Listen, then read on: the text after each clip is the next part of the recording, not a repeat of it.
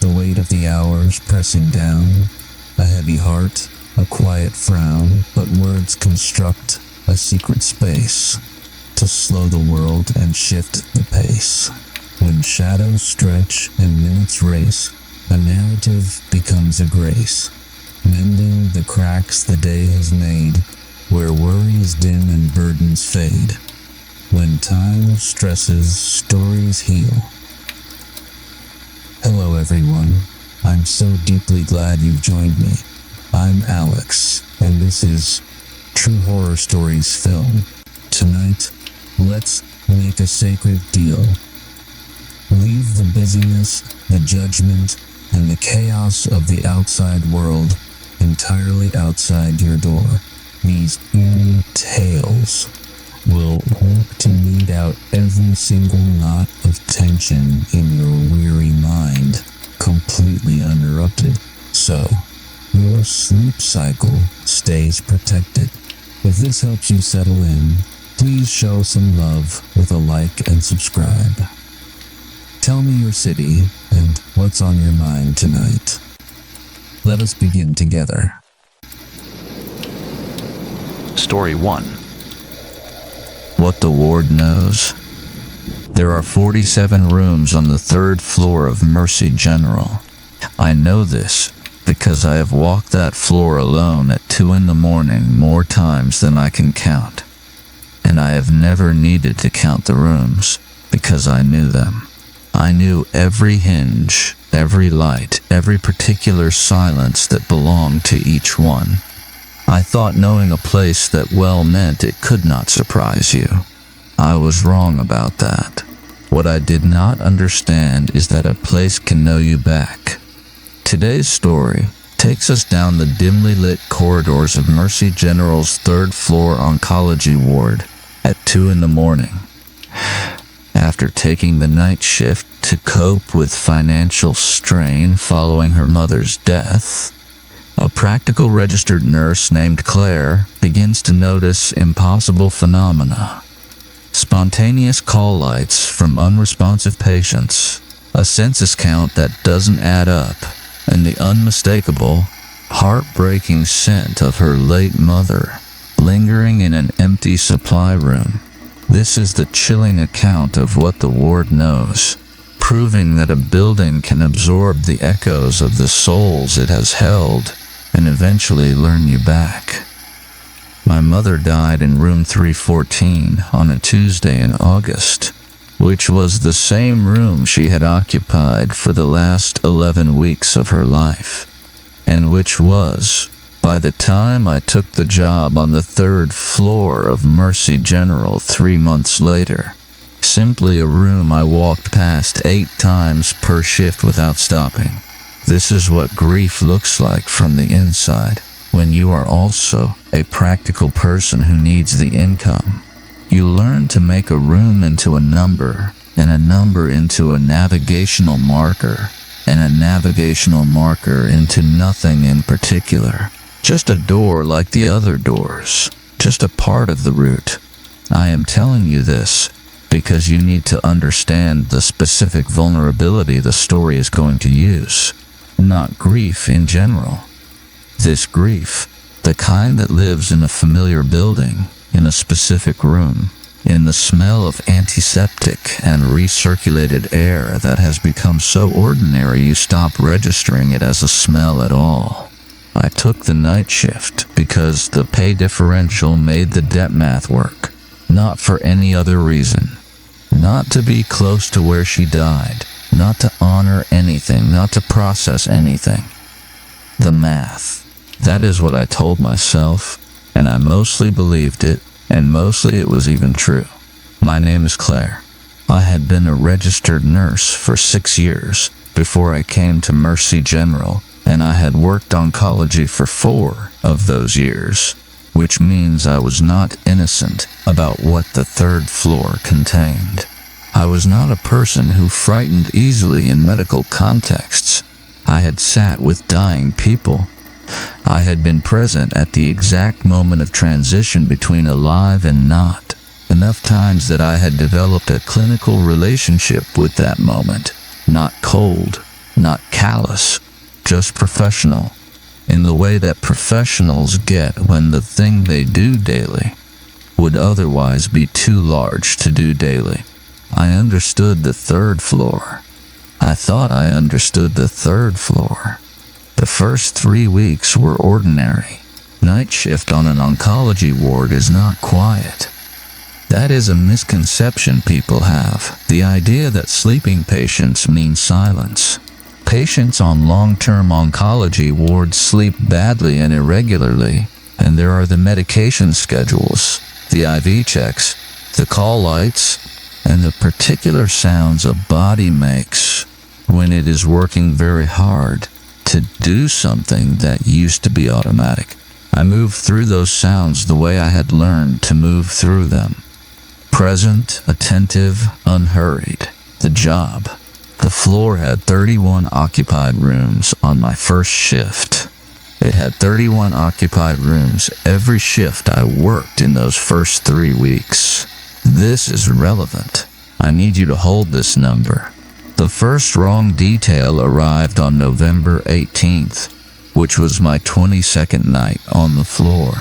I was doing the 2 a.m. medication round, which takes approximately 40 minutes when the floor is full and everyone is cooperative, which it often is not, because 2 a.m. on an oncology ward is the hour when certain patients are most awake, most aware, and most disposed to conversation or distress, or the particular kind of quiet alertness that is one of the things nobody tells you about before you work this floor.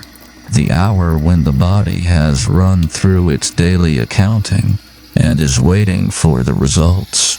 I was at the station at the end of the East Corridor, documenting when I heard the call light from room 322. Room 322 was an issue because the patient in 322, a man named Mr. Adler, who was 71 years old and had been on the floor for 9 weeks with a late-stage diagnosis, had not activated a call light in 6 days. He was not, in the clinical language I used to myself, in a responsive state. His family visited in the afternoons. They understood what the visits were. They came anyway, which I respected in a way I did not have a good vocabulary for yet. I went to 322. The call light was on. Mr. Adler was in his bed, in the same position he was always in. The careful arrangement of pillow and blanket that his daughter adjusted every afternoon and that held its shape through the night. His eyes were closed. His breathing was the slow, periodic breathing of deep sedation. I checked the call panel. The button had been depressed, not malfunctioned, not triggered by an equipment error. Depressed. The way it is depressed when someone presses it with a hand. I stood in the room for a moment. I reset the call light. I checked his IV and his chart and the equipment and found everything in order. I went back to the station. I wrote in my notes, call light activated, room 322, 2:14 a.m. Patient unresponsive. Equipment check normal, 'cause undetermined. 'Cause undetermined is a phrase that nursing documentation uses regularly, and that means, functionally, I do not know.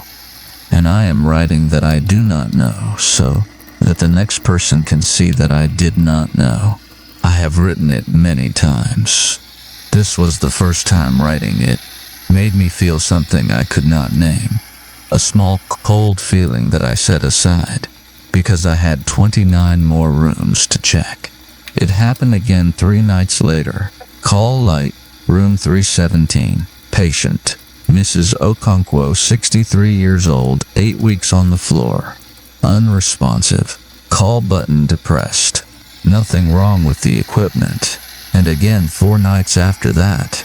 Room 319. Mr. Chen, 67, 11 weeks on the floor. 3 call lights, 3 unresponsive patients, 3 depressed buttons with no mechanical cause. I documented each one. I mentioned it to the charge nurse, a woman named Paulette, who had been on that floor for 19 years and who had the quality of having seen enough that she received new information without performing surprise. She listened. She said she had not encountered this before, which from Paulette was significant. She said she would keep an eye on it. She did not have a reason for it either. Here is what I want you to understand about that period. I was not frightened. I was puzzled in a clinical way, the way you are puzzled when a pattern appears in data that you cannot yet explain. I was a practical person. I had reasons I was working through. Equipment sensitivity, involuntary motor response in deeply sedated patients, the possibility of a wiring issue on that section of the floor. I documented. I logged maintenance requests. I kept moving through my rounds. I had not yet added them up. This is stage 1. The body noticing before the mind does. The small cold feeling I set aside 3 nights in a row. The number changed on December 3rd. I was doing the midnight census, the count of occupied rooms that opens every night shift, the first orientation to the floor, and I counted 32. I counted again. 32. I checked the admissions board. 31 patients. No new admissions since 4 in the afternoon, when a woman named Mrs. Park had been transferred in and assigned to room 308. 31. I walked the floor. Every room I expected to be occupied was occupied. The patients I knew were there. I stopped at each door, verified the name placard, verified the room inside. 31 rooms, 31 patients, all accounted for. And at the end of the west corridor, room 336, which I knew as a supply staging room, which had been a supply staging room for as long as I had worked that floor, which had no name placard and no room assignment on the admissions board. The door was closed, and the light was on inside.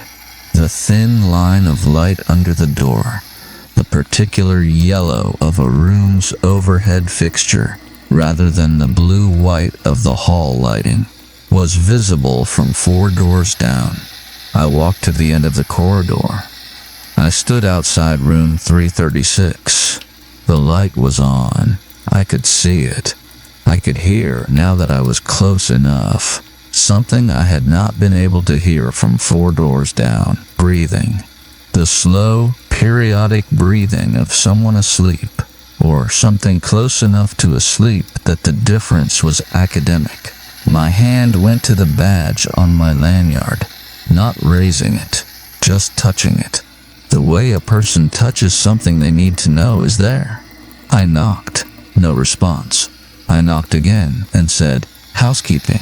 This is nursing staff. Can I come in?" Nothing. I opened the door. The room was empty. A standard patient room, stripped. Bare mattress. Equipment unplugged and pushed to the walls. The supply staging configuration I recognized. The overhead light was on. The room was warm. Warmer than the corridor. Warmer than a room with no occupant and no active heating should have been. And on the bare mattress, a depression. The specific oval depression left by the weight of a person lying on a surface for an extended period.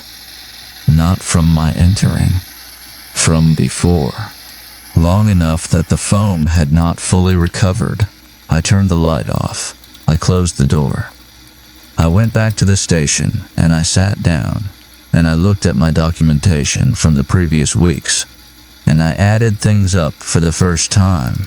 3 call lights from unresponsive patients. A census number that did not match the admissions board. A warm, occupied feeling empty room at the end of the corridor. I wrote in my notes, Room 336, occupied condition, cause undetermined. Then I sat for a long moment. Then I wrote one more line. Check again in 1 hour. I want to tell you about my mother. Not a long account. This is not that story. But I need you to understand the specific thing grief does to a person who is also a nurse on the floor where their mother died. It makes you permeable. That is the word I have landed on after 7 months of trying to find it.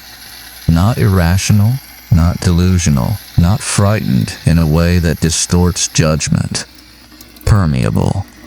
Open to the possibility that a building holds something of the people it has held. That the air in a room carries a residue of what has happened in it. That the ward at 2 in the morning has a quality of inhabited attention that it does not have at 2 in the afternoon when the families are visiting and the lights are all on. I knew this about myself. I had named it. I had placed it in the category of things I monitored rather than acted on. I was a practical person. I went back to 336 at 3 in the morning, and the door was closed, and the light was off, and I stood outside it for a long moment before I opened it. The room was empty. The mattress was smooth. The depression was gone, or appeared to be gone, or the light was different enough that I could not see it. What was not gone was the smell. My mother died of ovarian cancer, and the final weeks of ovarian cancer have a particular olfactory signature that I will not describe in clinical terms, because the clinical terms make it too easy to hold it at a distance, and I want you to feel what I felt. The smell is human and specific, and once you have worked oncology for 4 years, it is also, I am going to say this plainly, somehow tender. It is the smell of a body working as hard as it can. It is the smell of someone still present. Room 336 smelled of my mother, not slightly, not arguably, unambiguously. I stood in the doorway of an empty, dark room, and my body understood something before my mind did. My eyes were dry. My hands were steady. My chest was doing something that was not crying, and was not calm, and did not have a clinical term that I knew of. I was not afraid. I want to be precise about this, because the story requires precision at this moment. I was not afraid. I was standing at the edge of something I did not have a framework for, and I was holding the door frame with both hands, and I was breathing the particular smell of my mother's last weeks in a room that had no reason to contain it. This is stage 2. Vision unchanged. I could see everything in that room, but the hands on the door frame. The chest is doing the thing without a name. The involuntary physical response the body produces when the mind is still arguing about whether something is real. I went to Paulette. It was 3:15 in the morning, and Paulette was at the station, and I said, "I need you to come look at something." Paulette came. I walked her to 336. I opened the door. The room was empty and cool and smelled of nothing in particular. I stood in the doorway. I said, "It smelled different 20 minutes ago." Paulette looked at me. She had the quality, as I said, of having seen enough that she received things without performing surprise. She looked at the room. She looked at me. She said, "What did it smell like?" I told her. She was quiet for a moment. Then she said, "Go take your break. I will finish the west corridor." I said, "Have you smelled something like that before? In a room that should not have it?" She was quiet again, longer this time. Then she said, "Yes, 3 times in 19 years. Always on this floor, always in a room that was not occupied at the time." I asked, "What do you think it is?" She said, "I think the floor holds things. I think some floors do." She said it the way she said everything, flatly, practically, as information rather than interpretation. I think it held your mother. I think it holds others. I think they do not always stay in their rooms. She went to the corridor. I went to the break room. I sat with a cup of coffee that I held and did not drink for 23 minutes. I want to tell you about the whispers. I have been building to them, and I want to tell them accurately. On December 9th, 6 nights after the census discrepancy, I was doing the 3 a.m. round on the East Corridor. It was a quiet night in the active sense. Only 2 call lights in the first 3 hours, both legitimate, both managed. The floor was as settled as an oncology ward floor ever settles. I was at the far end of the East Corridor, standing outside room 327, when I heard them.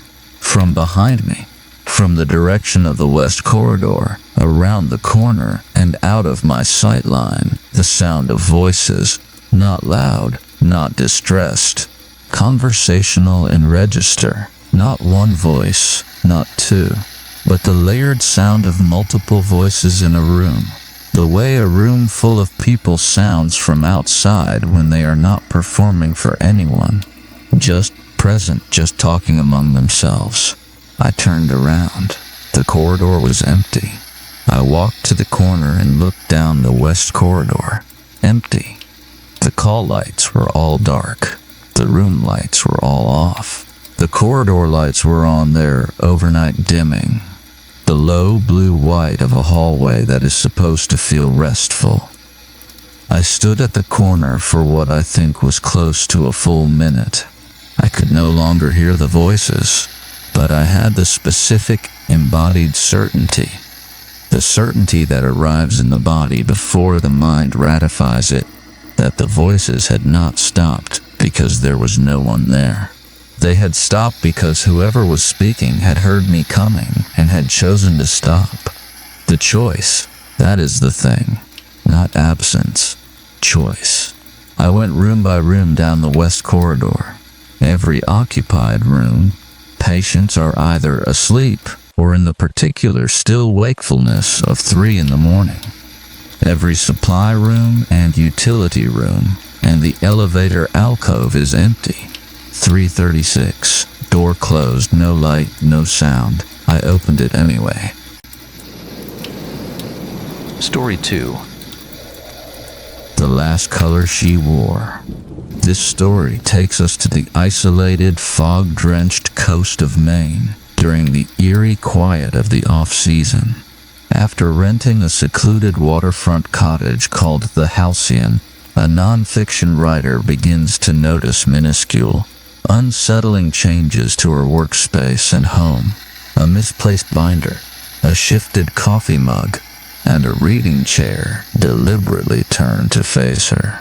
This is the chilling true account documented in the file, revealing how a trusted local neighbor named Garrett used his caretaker keys to covertly stalk vulnerable women long before they ever arrived. I have walked that trail 41 times since the day she disappeared. I know the exact bend where I last saw her red jacket through the trees. I know the exact sound the undergrowth makes when the wind comes through it from the east. I have learned to tell the difference between that sound and footsteps. It took me a long time to learn about that difference. There were months when I could not. My sister Della wore a red jacket on the day she disappeared, not a bright red. A dark, almost wine-dark red.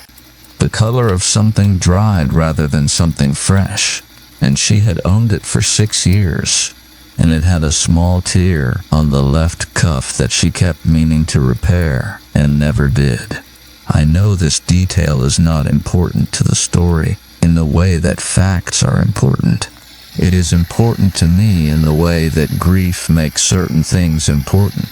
The specific, the irreplaceable, the detail that stops being a detail and starts being the whole person, compressed into a color and a tear and the particular way a jacket sits on someone's shoulders when they are walking ahead of you, and the trees are closing in around the trail, and the light is the flat gray gold of a late August afternoon. I keep the jacket now. It was found a quarter mile from where I last saw her. I am going to tell you what condition it was in when they found it, and I need you to understand before I do that this is the part of the story that has no explanation that satisfies me. Not the search and rescue team's explanation, not the ranger's explanation, not the gentle, careful explanations offered by the grief counselor I saw for 4 months in Wenatchee, who was a good woman doing her best with something that did not fit into any category she had been trained for. The jacket was folded, not dropped, not caught on a branch, not fallen, folded neatly, set on a flat rock beside the trail at a bend where the path turned toward the eastern drainage, positioned with the collar facing uphill, the sleeves tucked in, the tear on the left cuff hidden inside the fold. The way you fold a garment when you are setting it aside carefully, intending to come back for it. Della had been wearing it 20 minutes before it was found. The ranger who found it called it a voluntary removal, which is a term I had to look up, and which means exactly what it sounds like, and which does not explain anything at all. I need to tell you about Della before I tell you what happened to her, because she is not a victim in this story in the way that word usually works. She was 34 years old. She was a hydrologist, someone who studies water systems, aquifers, and the movement of water through landscapes, and she was extraordinarily competent in the outdoors, more competent than me, which is saying something, because I had been hiking in the Cascades since I was 9 years old. She did not get lost. She did not panic.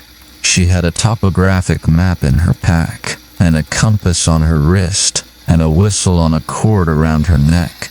And she had done this specific trail, the Upper Icicle Creek route, 3 times before, and knew it well enough to navigate it in reduced visibility.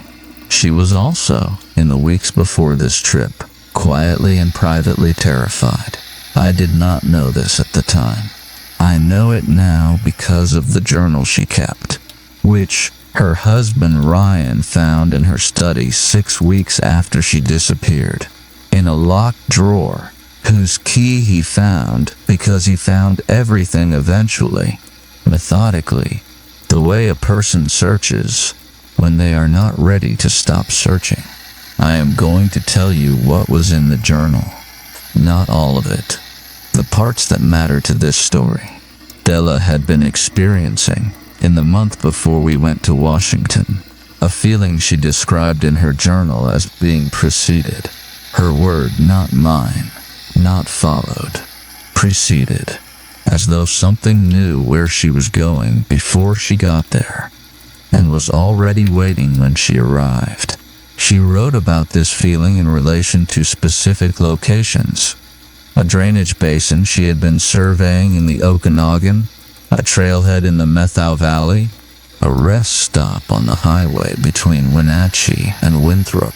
She wrote, "It is not the feeling of being watched from behind. It is the feeling of something that was already there, turning to look at you when you walk in." She had written 4 days before our trip. I know this sounds like nothing. I know that if I said this to anyone, they would give me the reasons. The wind, the acoustics of the forest, the way the mind makes patterns in static. I have given myself these reasons many times. I have stopped finding them convincing. She had not told me any of this. She packed her red jacket and her topographic map, and she met me at the trailhead at 7 in the morning on August 22nd. And she smiled at me the way she always smiled, which was with her whole face in a way that some people never manage to do. And she said the air smells like it always smells up here, which was true, which was pine resin and cold water, and the particular mineral clarity of high elevation. I have thought about that many times. Her last ordinary sentence, the air smells like it always smells up here. There was nothing in her face that told me she was afraid. There was nothing in her voice. She was just Della, walking into the mountain she knew, carrying a secret I did not know she had. The trail to the upper Icicle Creek drainage takes approximately 4 hours at a moderate pace. We were not in a hurry. We stopped at the first creek crossing to eat the sandwiches we had packed and to watch a water ousel working the rocks at the edge of the current. A small gray bird that walks underwater without apparent concern for what water normally does to things that walk into it. And Della said something about the ousel's navigational mechanism that I did not fully follow, 'cause I am not a hydrologist. And we laughed about something I cannot now remember, and the afternoon was ordinary and good. This is the sanctuary moment, and I want you to feel it. The creek sound, the cold of the rock we were sitting on, even through 2 layers, the ousel going about its business in the current, entirely unconcerned with us. Della's laugh, the specific ordinary pleasure of being outside with someone you have known your whole life. The warmth of it. Before the cold, we made the upper basin by 2 in the afternoon. It is a wide, flat area above the tree line, ringed by peaks, with the creek running through the center of it in a channel carved out of the granite. Open, visible for 300 yards in every direction. No place for anything to hide. I have thought about this many times since. The fact that when Della began to feel something was wrong, we were in the most exposed terrain of the entire route, the place where there was nowhere to be concealed from us, and nowhere for us to be concealed from anything watching. She stopped walking. I was perhaps 10 paces behind her, and I saw her stop, and I thought she had spotted something. A marmot, a hawk, the kind of thing Della always noticed before I did. I came up beside her. She was standing very still, looking at the tree line on the eastern edge of the basin, where the meadow gave way to the spruce forest coming down from the ridge above. "What is it?" I said. She did not answer immediately. Her left hand moved to the cord around her neck where the whistle was, not raising it, just touching it. The way a person touches something they need to know is there. Then she said, "When we came through here 3 years ago, was there a shelter structure at the tree line?" I looked where she was looking. There was a structure there. Not a formal shelter, no trail sign, no fire ring, nothing officially sanctioned. A low arrangement of branches and cut saplings, built against the base of a large spruce. The kind of rough lean-to that a person constructs when they intend to stay somewhere for more than one night and want protection from rain. Old enough that the cut ends of the saplings had gone gray.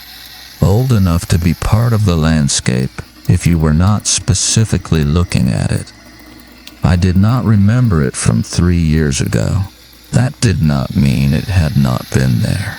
Della stood looking at it for a long moment. Then she said, "It is oriented toward the basin. The opening faces this direction." She did not say anything else about it. We kept walking. I watched her, and she did not look back at the structure again, and I told myself she was fine, and the light was still good. And we had 4 hours of daylight before we needed to make camp. This is stage 1 of the body escalation. I am naming it now because I did not name it then. Her hand on the whistle cord. The stillness that was not about a marmot. The structure facing the basin like an eye that had been watching the open ground for a long time. My body noticed. I wrote nothing down. We made camp at the lower end of the basin, in a stand of hemlocks beside the creek, at approximately 4 in the afternoon. Standard camp setup. Tents, bear canister, cook system. The routine we had done together was done enough times that it did not require conversation. Just the comfortable parallel work of two people who knew what they were doing. Della was quiet during dinner. Not withdrawn, she answered when I spoke. She laughed once at something I said, but quieter than usual. Occupying herself with a stillness she wore the way she wore her jacket, close and familiar. I noticed. I did not ask. After dinner she wrote in her journal. I know this because I watched her do it from across the fire. Her head bent over the pages, her handwriting small and deliberate. At the time I thought she was doing field notes, recording observations about the creek system. I know now what she was actually writing. She wrote, "The shelter is wrong. I cannot say exactly why. Everything that is wrong about it is the kind of thing that has a reasonable explanation. The positioning, the age of the materials, the way the cut ends of the saplings are oriented to prevent easy identification of how recently they were worked. This is all explainable as coincidence or as someone else's old campsite. I have given myself the reasons. I am writing them down here so that I can look at them clearly." She wrote, "The reasons do not hold when I try to sleep." She wrote, last in that evening's entry, "I think the basin knows we are here. I know this is not a thing a basin can do. I am writing it anyway, because it is the most accurate description I have of what I feel." I did not know she had written this. I banked the fire and went to my tent and slept adequately, which I am not proud of, though I also cannot explain what I would have done differently if I had known. Been more awake, listened more carefully. Some part of me wonders if it would have changed anything. Some part of me is certain it would not have. In the morning, Della was gone. I want to slow this down, because the word "gone" is doing too much work in that sentence. Let me tell it more carefully. At 6:15 in the morning, I woke to the sound of the creek and the sound of wind moving through the hemlocks above me, and what I initially identified as the sound of Della moving around outside. The small domestic sounds of someone making coffee and breaking camp. I lay in my sleeping bag for perhaps 10 minutes in that pleasant, unfocused state between sleep and full wakefulness, hearing those sounds and interpreting them as ordinary, as Della going about the morning. Then I realized the sounds had stopped, and the silence that replaced them was different from the silence of someone pausing in their morning routine. It was the silence of absence, a different texture. I unzipped my tent. The camp was as we had left it, the bear canister. The cook system is not used. The fire ring was cold. Della's tent was zipped from the outside. Zipped from the outside. I stood in the morning cold and looked at her tent and turned this over in my mind. You can zip a tent from the outside when you leave it, if you reach back through the gap before you close it entirely. This is not unusual. This did not necessarily mean anything. I called her name. The basin, above and beyond the hemlock stand, gave me back the wind. I called louder. Nothing. I did a perimeter check. The creek bank, the uphill side of the camp, the meadow edge. Nothing. I found no footprints in the soft ground beside the creek, because the ground had dried overnight and the surface showed nothing. I found no indication of direction. I blew the whistle. 3 short blasts, the signal, the sound carrying out into the basin and up toward the peaks and back to me diminished and alone, no answer. Here is where I have to tell you about the camera. I had a trail camera with me. I had brought it because I was in the middle of a project. I am a wildlife photographer. This is relevant. And I had set it up on the eastern edge of our camp. The previous evening, facing the meadow, pointed roughly in the direction of the shelter structure, in the way that wildlife photographers set up cameras near features that suggest regular use by animals, habitual paths, water sources, structures that have been altered by something. It is an automatic behavior for me. I set it up without thinking about it as anything other than professional habit. I pulled the camera from its tree mount and looked at the footage. The camera records in 30-second motion-triggered clips. I had, from the previous night, 11 clips. The first 8 clips were wind-triggered, showing the meadow grass moving in the dark, pale under the infrared. Nothing remarkable.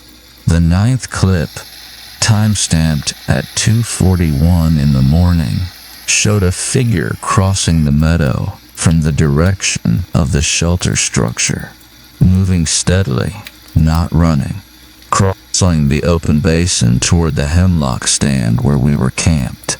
The figure was at the far edge of the camera's range, and the resolution was not sufficient to distinguish features. I could determine upright, human proportions and moving with purpose. The clip ended before the figure reached the tree line. The 10th clip, time-stamped at 2:43, showed nothing. Empty meadow. Wind in the grass. The 11th clip, time-stamped at 4:17 in the morning, showed the figure again, moving back across the meadow from the direction of the camp toward the shelter structure. Same steady pace, carrying something dark and folded over one arm, something the color of dried wine. I need to stop here and tell you what I felt, because your production Bible requires the narrator's interior, and I want to honor that.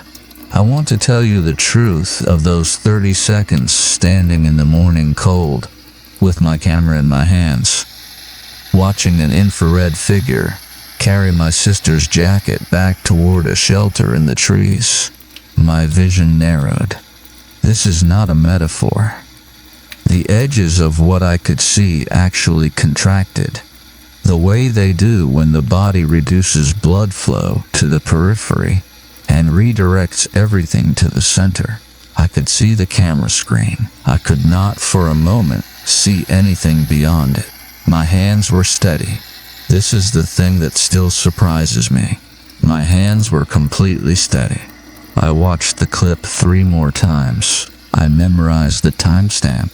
I memorized the figure's gait.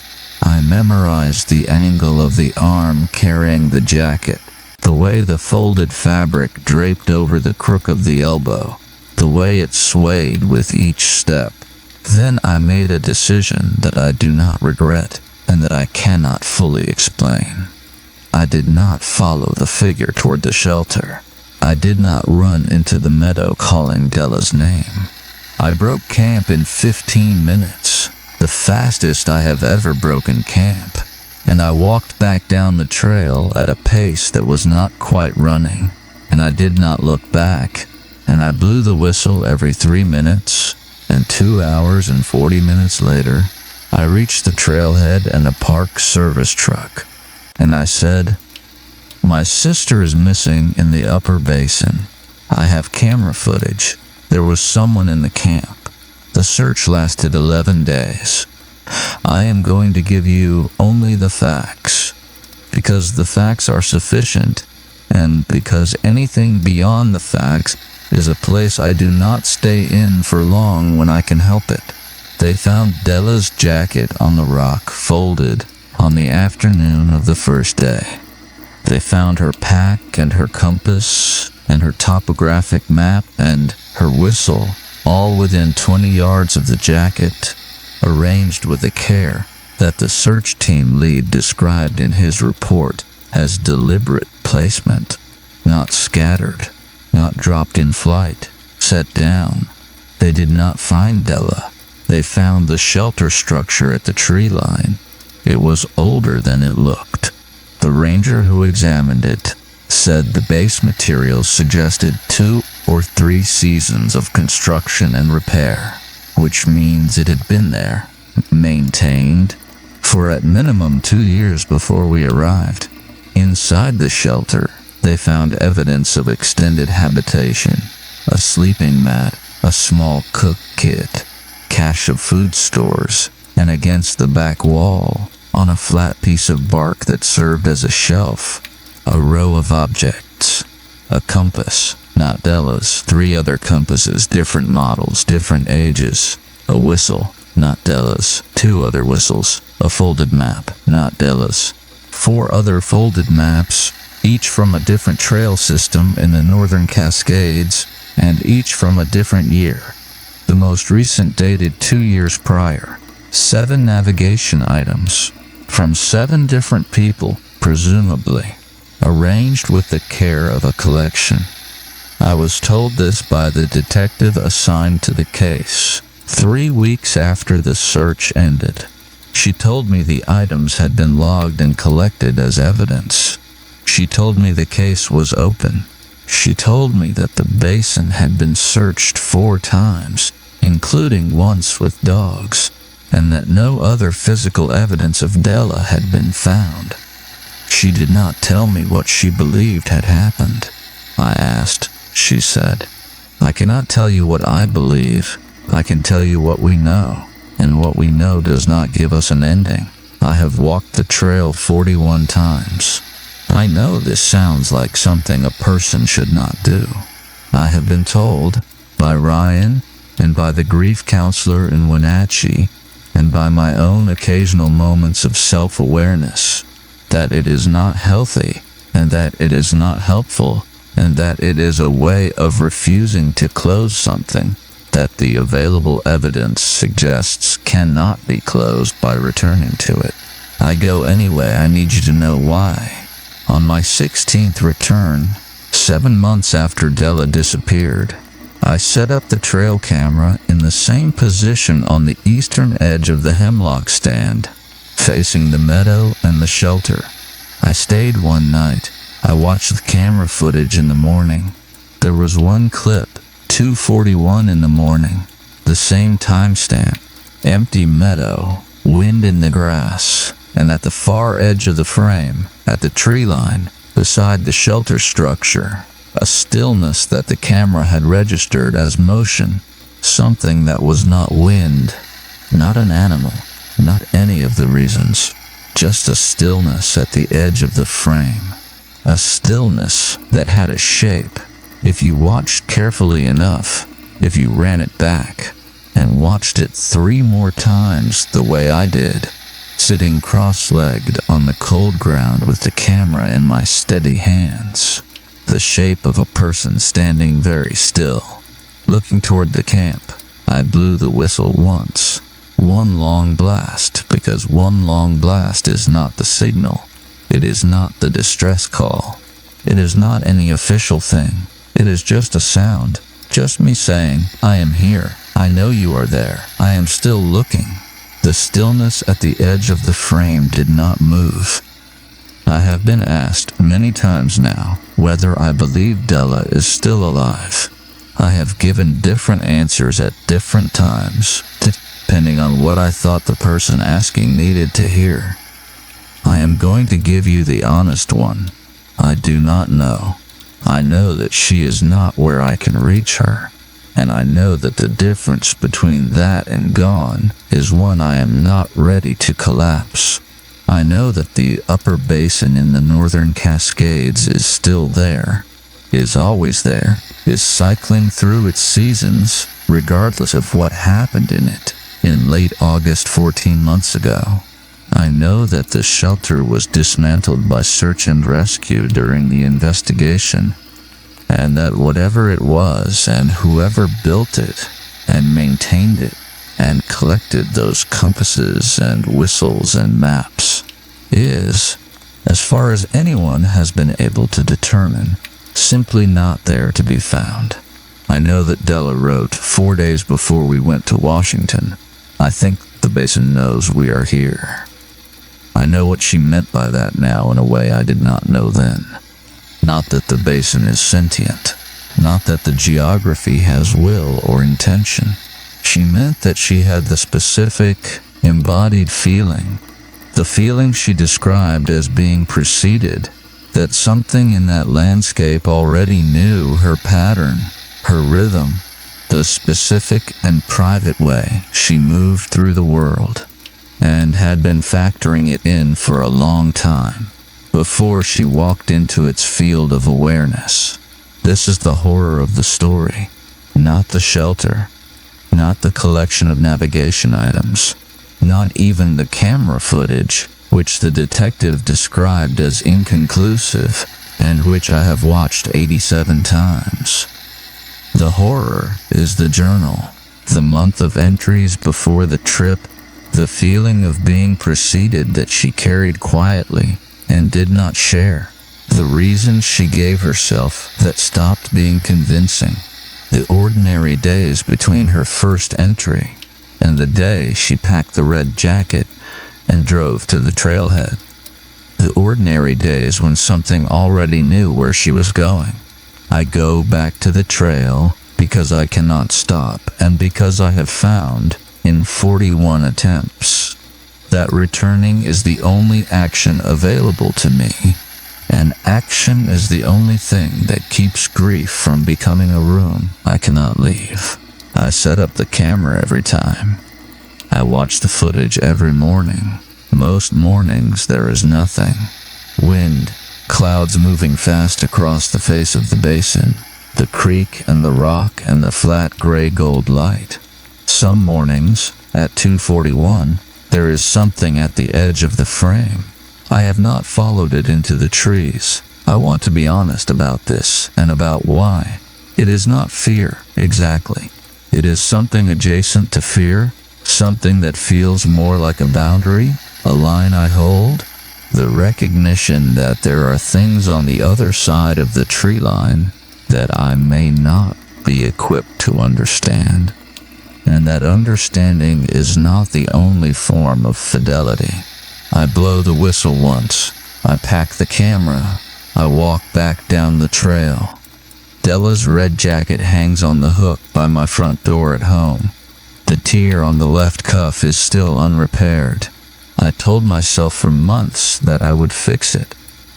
I understand now that I will not fix it, that leaving it as it was is the only way I know to keep the jacket as hers rather than mine, to resist the slow process by which the belongings of the missing become the belongings of the people who are left. Some nights in my apartment in Seattle, where the city noise is a presence like a second person in the room, I wake at 2:41 and lie still, listening. The jacket on the hook, the dark outside the window, the nothing that is also something. I listen until I am sure of what I hear, and then I lie back down and I wait for the light. Story 3. The off-season. Today's story takes us to the isolated, fog-drenched coast of Maine during the eerie quiet of the off-season. After renting a secluded waterfront cottage for the winter, a non-fiction writer begins to notice minuscule, unsettling changes to her home: a misplaced binder, a shifted coffee mug, and a reading chair deliberately turned to face her. This is the chilling true account of how an innocent retreat turned into a psychological nightmare, proving that sometimes you are being watched long before you even arrive. The clearest way I can explain it is this. Someone learned me before I knew I was being learned. Every habit, every routine, every small private arrangement of my daily life. They knew it, And the horror is not what they did with that knowledge. The horror is the before. All those ordinary days when I was simply living, and someone was simply watching, and neither of us knew the other existed. One of us was wrong about that. In coastal Maine, the off-season begins in late September and does not end until the following June. The tourists leave. The seasonal businesses close. The restaurants that stayed open through the summer reduce their hours to 4 days a week, then 3, then close entirely, or operate by appointment in a way that the locals understand, and the rare winter visitor does not. The population of the town I lived in, which I will not name, in a state I have already identified enough, drops from approximately 4,000 in August to under 900 by October. The roads are empty, the harbor empties, the fog moves in and stays. I moved there in late September, which means I moved there exactly as this happened. I did not understand at the time what the off-season meant for a place like that. I understood it intellectually. Seasonal tourism, reduced services, quieter streets. I did not understand it in the way the 900 people who stayed understood it. I did not understand that in a town of 900 people in November, a newcomer is visible in a way they are not visible in a city or a suburb, or even a mid-sized town. Everyone knows you arrived. Everyone knows where you are living. Everyone knows, within 2 weeks, what your car looks like and what time you tend to walk to the harbor, and whether you favor the coffee place on Mill Street or the one attached to the hardware store. I did not know they knew. That is the first thing. I moved to the Maine coast because I write.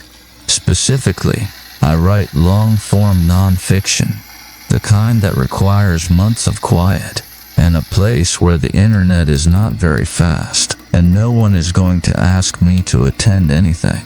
I had just completed a difficult 2-year project, and I had a contract for the next one, and I had enough of an advance to rent a cottage for 4 months without financial panic, and a friend of a friend knew someone who had a place on the water that they rented in the summer for substantial money and in the off-season for almost nothing, because the alternative was leaving it empty.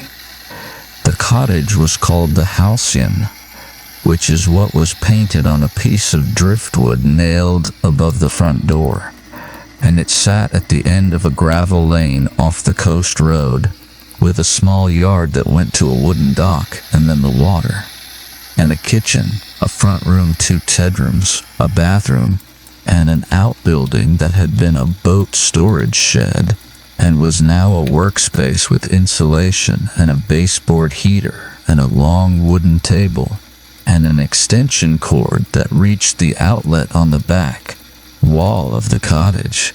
It was perfect. I want to say this clearly, because I want you to understand that nothing about the cottage itself was the problem. The cottage was warm and quiet, and the view from the front room window was the kind of view people drive 4 hours to look at for a weekend. The water was gray-green in September and gray-black in October, and in November it turned a color I still do not have a word for. A dark, restless color that moved constantly and reflected nothing. I was very happy there, in the beginning. This is the part of the story I need you to hold on to, because what comes after changes the texture of that happiness retroactively. And I want you to have it cleanly before that happens. I had been there for 9 days when I first noticed Garrett. He was at the coffee place on Mill Street, which I had decided I preferred over the hardware store option because the light was better, and the Wi-Fi was marginally faster, and the woman who ran it, whose name was Denise, had the quality of being warmly present. without being conversational in a way that interrupted work. Garrett was at the table nearest the window when I came in on a Tuesday morning with a mug and a newspaper, and he looked up when I came in and nodded in the way that people in small towns nod at each other. Not a greeting exactly, more an acknowledgement that you exist in the shared space of the town, and that this is fine with both of you. He was perhaps 45. Sandy hair going gray, a weathered face that suggested outdoor work, a canvas work jacket. He looked like someone who had always lived there, which he had. His family had fished the harbor for 3 generations. Denise told me this the first time she told me his name, in the offhand way that small towns contextualize people, not as gossip, just as information. The same way she told me that the man at the counter most mornings was the harbor master, and the couple who came in on Thursday afternoons taught at the school 2 towns over. Garrett, he came to the coffee place most mornings. I saw him there 4 or 5 times in the first 2 weeks. He nodded. Once he said something about the weather that I cannot now remember exactly. Something about what the fog was doing and what it meant for the week. I responded. We did not have a conversation. He did not seem interested in having a conversation, which I appreciated. I was there to work. He was simply a presence, a regular, unremarkable presence in the part of my daily life that took place at the coffee place on Mill Street. I want you to remember this, the normalcy of it. The way his presence was not a thing I thought about, only a thing I registered and filed away as part of the texture of the place I had moved to. The first wrong detail arrived in the 3rd week of October, which was 5 weeks into my stay. I had a system for the outbuilding workspace. I worked there in the mornings, from around 7 until noon or 1, and then I walked, either down to the harbor or along the coast road or occasionally into town. And then I returned and worked in the front room in the afternoons, and made dinner, and read in the evenings. The system was the same every day, with minor variations, and it had settled into my body in the way that productive routines do, so that it felt less like a schedule I was following, and more like something my days did naturally. I kept my research materials in the outbuilding, on a set of shelving units along the north wall. Binders mostly, organized by color, and labeled in a system that I will not explain in full because the explanation is not important. What is important is that the system was specific and consistent, and I had been using a version of it for 11 years, and I knew, instinctively, the arrangement of those binders, the way you know the arrangement of your own furniture. The orange binder that held my interview transcripts from the first research phase was on the 2nd shelf, 4th from the left. On October 22nd, I came into the outbuilding at 7 in the morning, turned on the baseboard heater, set my coffee down, and reached for the orange binder. And my hand went to the wrong place, because the orange binder was 3rd from the left, not 4th.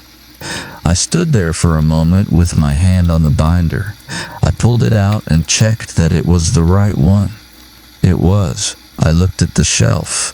Everything else was where I expected it to be.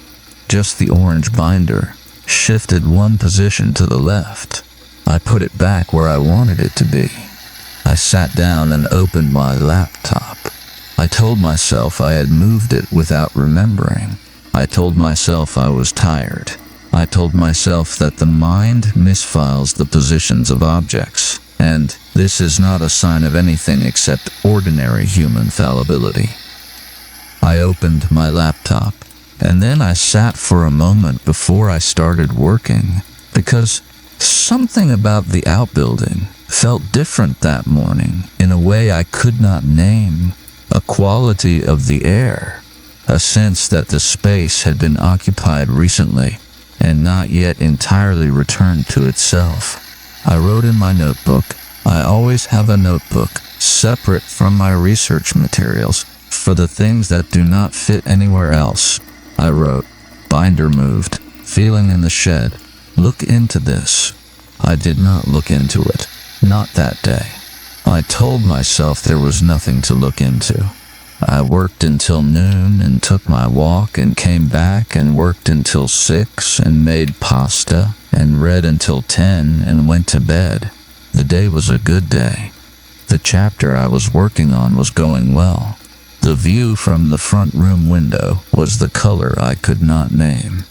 The next thing happened on October 29th, which was a week later. I had a particular mug. I had brought it from home. A wide, slightly heavy ceramic mug in a dark green glaze that I had been using every morning for 4 years. That had come with me through 2 apartments and a brief period of living at my mother's house during a difficult patch that I kept on the left side of the dish rack when it was drying, and on the right side of the kitchen counter when it was waiting to be used. Not the left side of the counter, the right side. This is a detail that sounds trivial and is not trivial. On October 29th, the mug was on the left side of the counter. I noticed. I picked it up. I moved it to the right side. I made coffee. I stood in the kitchen and drank the coffee and looked out the kitchen window at the gravel lane and the fog and thought about the binder. 2 things. An ordinary person moves their binder without remembering. An ordinary person sets their mug on the wrong side of the counter without noticing. An ordinary person does not do both of these things in the same week after 9 years of consistent habit. I am a careful person. I make my living noticing things, tracking inconsistencies, building arguments from accumulated evidence. I stood in the kitchen with my dark green mug, and I thought, 2 data points is not a pattern. You need 3. I wrote it in the notebook. The mug is on the wrong side. The 3rd event will tell me something. The 3rd event happened on November 4th, and it was not small. I had come back from my afternoon walk later than usual. The harbor in November does something to time.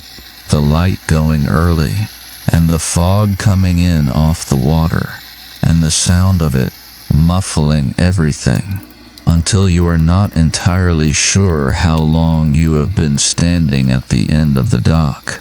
I came back in the near dark, stamping the cold off my boots on the cottage porch, and I went inside and turned on the kitchen light. And the kitchen was tidy and ordinary, and I went through to the front room to turn on the lamp there, and I stopped in the doorway. The cottage had 2 reading chairs in the front room, angled toward the window and the water view, with a small table between them holding a lamp. I used the left chair, always the left chair. This was not a decision I had made consciously. It was simply the chair I had sat in the first time and continued to sit in, and its relationship to the lamp and the angle of the window and the footstool I had positioned in front of it had settled into a specific arrangement that I had not touched in 6 weeks. The right chair had been moved, not dramatically, not overturned, not placed somewhere it did not belong. Moved perhaps 8 inches to the left, so that it was no longer angled toward the window, but angled toward the left chair. Angled, that is, toward where I sat when I read in the evenings, facing me. I stood in the doorway and looked at it for what I think was close to a full minute. The fog was against the window. The lamp was not yet on. The right chair sat in the near dark, angled toward where I would be sitting, and I understood in my body before I understood in my mind what 3 data points meant. I did not go back into the front room that evening. I stood in the hallway outside it, with my back against the wall and my phone in my hand, and I thought about what I knew and what I could prove and what the gap between those two things meant. Then I did something that I want to tell you about because I think it matters. I did not call the police. Not yet. I called the woman who had connected me with the cottage rental, the friend of a friend, and I asked her, carefully and without explaining why, what she knew about the property's history, who had rented it in recent off-seasons, whether anyone local had access to a key. She paused. Then she said, I think the owner has a neighbor who keeps an eye on it, someone local. She said it the way you say something that has never seemed like information before, and is now, in the context of the question being asked, becoming information. I asked for the name. She said, I think it might be a man named Garrett. Do you know him? I am going to tell you what I found out through the following 3 months of investigation. My own, and then the police's, and then, eventually, a journalist who wrote about it more thoroughly than I could have. Because I think you deserve the full picture. Garrett had keys to 7 properties on and around the coast road. Not copies made without authorization. Actual keys given to him by owners who trusted him over the course of 15 years to check on their properties in the off-season, manage minor repairs, alert them to problems before they became expensive. This is a common arrangement in seasonal coastal communities, entirely normal. 7 properties, 7 families who had thanked him for his reliability and his discretion. He had a notebook for each property. In the notebooks he had documented, in the same careful handwriting, the name and physical description and general routine of every off-season tenant who had stayed in any of those 7 properties over 15 years. Not all tenants, certain tenants, women primarily living alone and working remotely, the kind of people who came to the off-season coast for the same reason I had come. The quiet, the absence, the sense of being temporarily outside the world that knew them. The notebooks covered 11 individuals over 15 years. 4 of them had reported feeling watched during their stays. None of those 4 reports had been connected to each other because they had occurred in different years and involved different properties, and no one had been looking for a connection. 2 individuals in the notebooks had left their rented properties before their agreed departure date. Both had told the property owners they had family emergencies. Neither had spoken publicly about why they left. I was individual 12. In my notebook, which the police found in a locked box in his basement, along with the others, he had written entries beginning from the day I arrived. He had written about my car and my approximate height and the color of my coat and the fact that I preferred the coffee place on Mill Street to the hardware store option. He had written about my walk times and my work hours and the light in the outbuilding in the mornings. He had written on October 22nd the following: moved the orange binder on the research shelf while she was at the harbor. She noticed when she came in. She did not check the outbuilding otherwise. She is observant, but she does not yet trust her observations. He had been in the outbuilding. He had a key.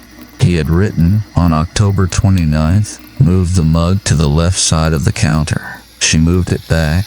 She is starting to add things up. I should be more careful. He had written on November 4th, moved the chair in the front room. I want to see if she will sit in it or move it back. He had been watching me through the front window, in the evenings, in the fog, while I sat in my reading chair and thought I was alone with the water view. He had been outside on the dock, or at the side of the cottage looking through the glass. The fog had hidden him. The cottage faced the water and could not see what was behind it. I called the police on November 4th after I talked to my friend and learned his name.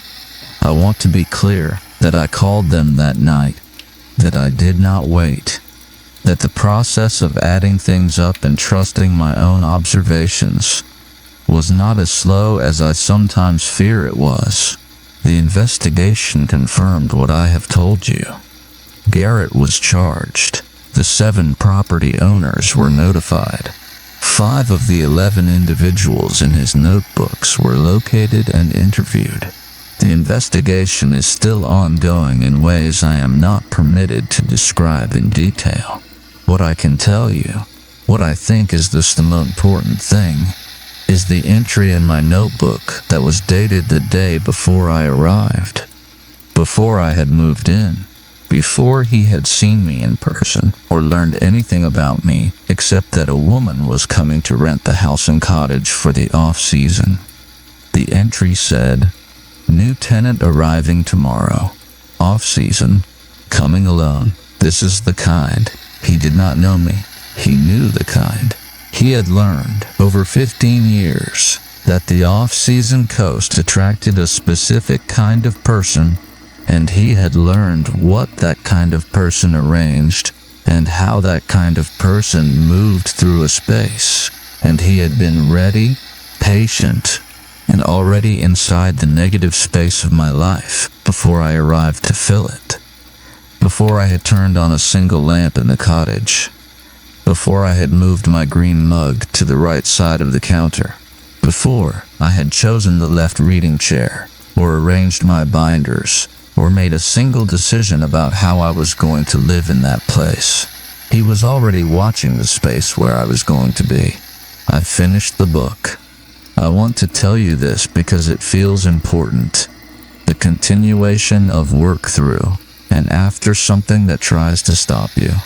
I finished it 7 months after leaving the Maine coast, and it is dedicated, in language that will not mean anything to most readers, to the practice of trusting what you notice. I still walk. I walk differently, more aware of what is behind me, less comfortable with fog, more attentive to the specific arrangement of objects in spaces I return to. These are things I am learning to carry without being defined by them. The Halcyon Cottage has a new tenant for this off-season. A woman, the property owner told me when she called to apologize. She called twice, the second time when the investigation was concluded, and she understood fully what had happened. A woman coming alone to write. I asked the owner if she had changed the locks. She said yes, all the locks. New keys, new key holders, and new arrangement. I said that was good. I meant it.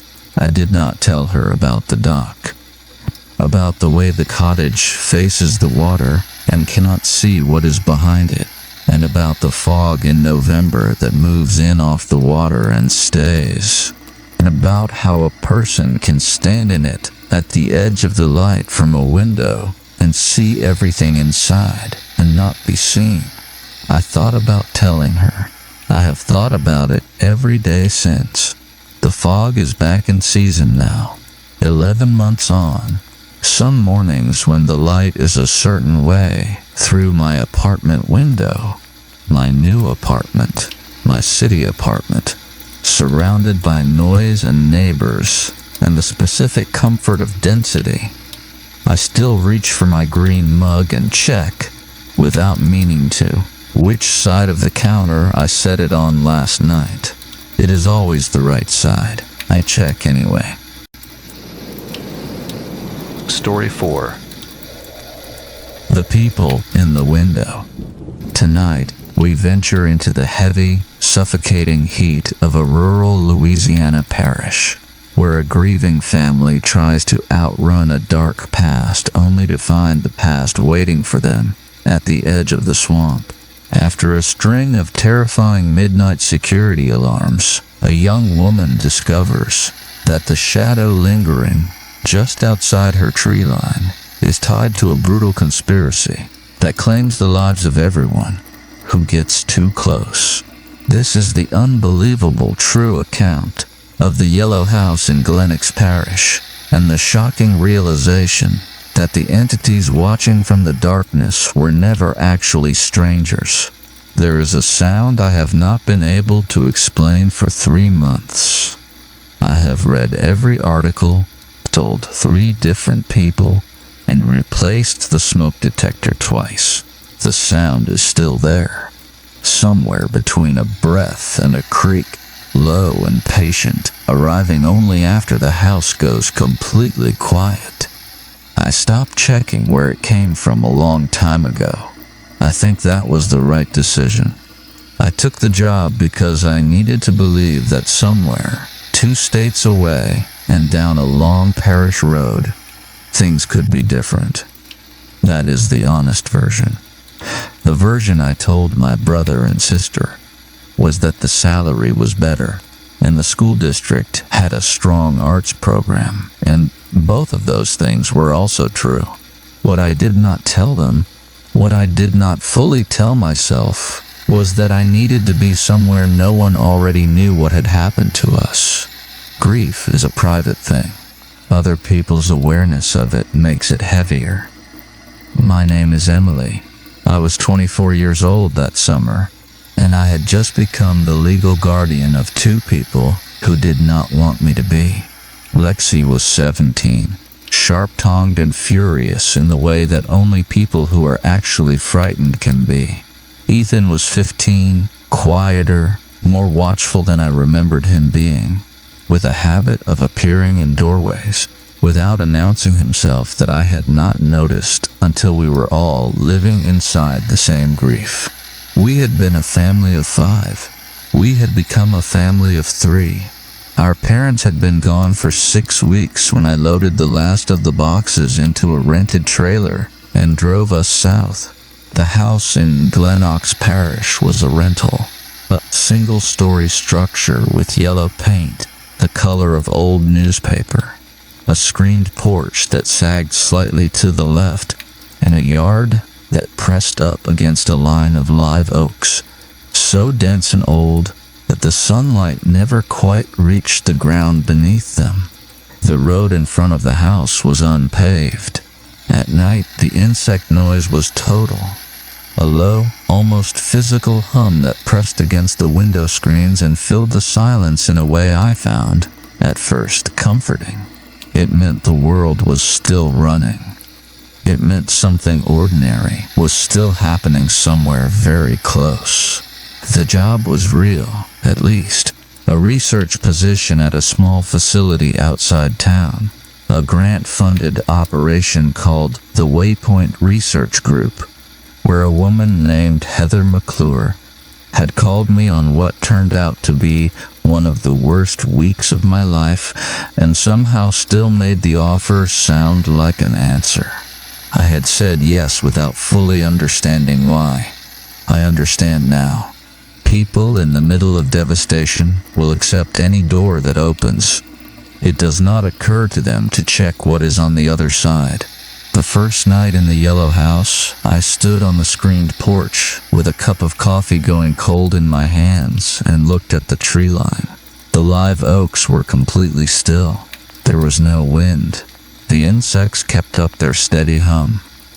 I told myself it was the quiet that I was feeling, the particular heavy quiet of a new place that has not yet had time to feel familiar. I told myself that was all it was, and I believed it, and I went inside and locked the door. The facility was small enough that I knew everyone's name within the first 2 days. There was Shane, my lab partner, calm, methodical, the kind of person who arrived before anyone else and left after.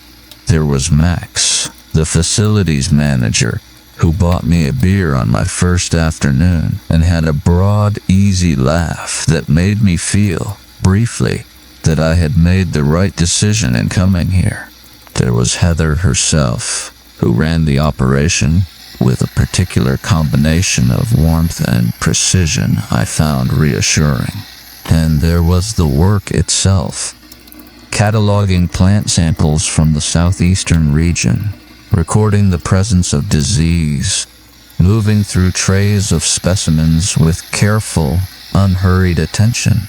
It was quiet work. I had needed quiet work. What I had not anticipated was how much of the rest of it would refuse to stay behind. The house alarm went off for the first time on a Thursday. I was already inside, already in bed, already listening to the insect hum outside the window when the high, flat tone cut through the room and brought Lexi and Ethan to the hallway in bare feet and wide eyes. I reset the code. The security company called. I told them it was an error. I lay back down and stared at the ceiling, and I told myself that old houses have old wiring, that alarms fail for reasons that have nothing to do with anything, that I was not going to let my mind go where my mind was trying to go. The alarm went off again 2 days later. The second time, I stood in the kitchen for a long time after I reset it, my hand still on the panel, listening to the house. The insect noise outside had stopped. I noticed that after a moment, the absence of the hum I had already come to rely on, and I stood very still and waited for it to come back. It did, slowly, and then all at once the sound returned. I let out a breath I had not known I was holding. My hands, I noticed, were not quite steady. I put them flat on the counter and waited until they were. The police came the next morning. A detective named Whitaker knocked on the screen door while Ethan was eating cereal and Lexi was in the shower, and I stepped outside to talk to him because I did not want them to hear what he said, which was this. Our parents had not died in the car accident I had been told about originally. They had been shot. The accident had been a staging. Someone had wanted them dead and had also wanted it to look like something other than what it was, and the two people responsible, professionals, Whitaker said, showing me photographs of faces I did not recognize, had been in town in the days before it happened. I stood on the sagging porch and looked at the photographs and felt the heat press down on me from every direction. There was a smell coming off the yard, something green and damp and slightly sweet that I had noticed on the first night and had not been able to name. I noticed it again now, standing there with those photographs in my hands. I handed them back. I told him I had never seen those people before. I told him about the alarm. He said he would station a patrol car outside. I did not tell Lexi and Ethan right away. I know how that sounds. I held it for several days, carrying it the way you carry something too heavy to set down in the middle of the road. And when I finally told them, over the kitchen table, with the porch light on and the insect hum pressing against the screens outside, they looked at me with the particular expression of people who already suspected and were only waiting to be confirmed. They were furious. They were right to be. It was Lexi who found the necklace. She came into the kitchen one morning before school holding it at arm's length, as if it had come off something that had once been alive. The thin gold chain hanging between her fingers and a small oval pendant catching the light. The initials on the pendant were our mother's. I recognized them before Lexi said anything. 2 letters pressed into the gold in an old-fashioned serif type that I had seen 100 times at the hollow of our mother's throat. I took it from her and sat down. The necklace had been found in the yard, near the tree line, near the live oaks. I I sat with it for a long time, turning it in my hands. The chain was intact. It had not been broken off. It had been placed. I sat with that understanding and let it settle into me the way cold water settles, slowly moving down through layers, reaching places I had not thought to defend. Lexi was watching me from across the table. I looked up and told her it was probably a coincidence. I told her thousands of people wore jewelry with the same initials. I told her it did not mean anything. And I watched her face while I said it, and she watched mine, and neither of us believed it. That evening, I stood on the porch again. I had started doing that, standing on the porch after dark, looking at the tree line, measuring the distance between the house and the line of oaks. It was maybe 40 feet. At night, the space between them was absolute. No ambient light reached back through those trunks. No residual glow from the road or the sky. Whatever was behind the trees was simply gone, simply absent from the visible world in a way that felt less like darkness and more like an erasure.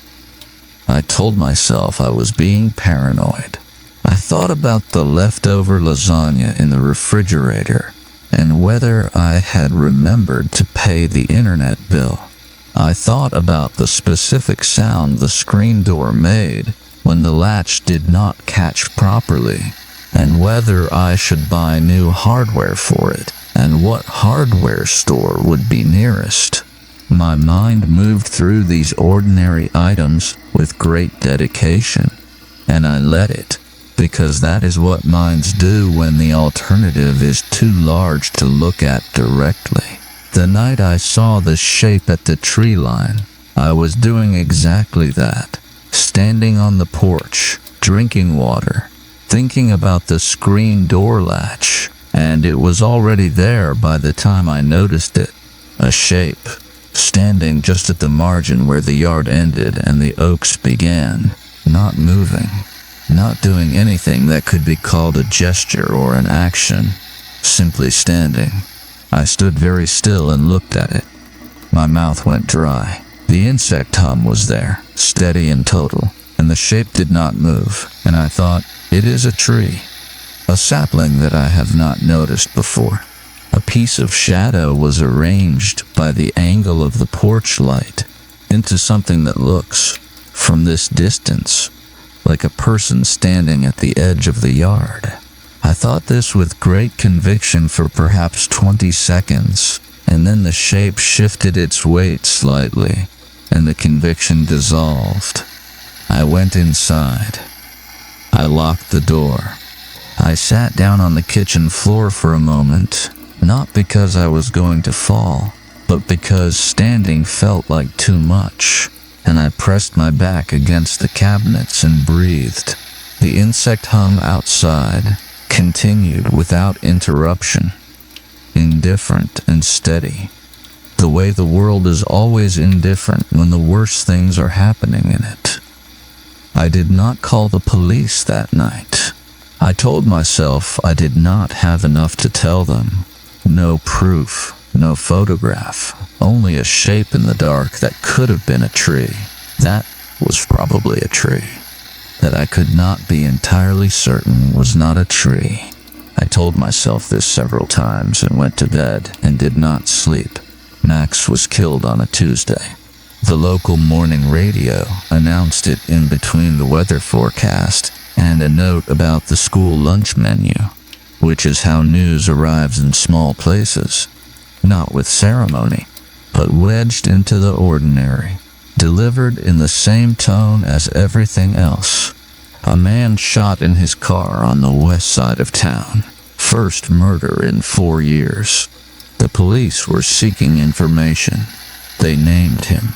I was standing in the facility kitchen with a cup of coffee when I heard it, and I put the cup down on the counter very carefully, and I stood there for a moment with both hands flat on the surface, feeling the slight give of the formica under my palms.